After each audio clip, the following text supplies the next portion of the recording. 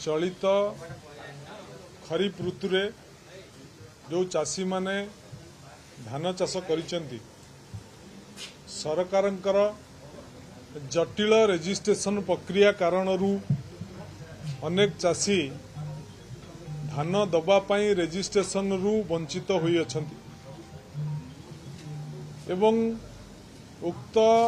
जटिल प्रक्रियाकरण विरुद्ध रे विरोधी दल तरफरु गत विधानसभा रे आगत कला परे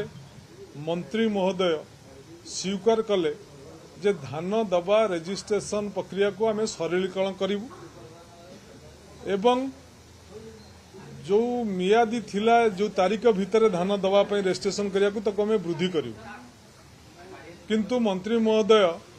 उक्त तारीख को वृद्धि कले नहीं कि चाषी मानकर समस्या को विचार कले नहीं तेणु से परिप्रेक्षी रे आज शून्य काल रे जो चाषी माने चाष करिसेंती धान दबा पई रजिस्ट्रेशन रु वंचित अछंती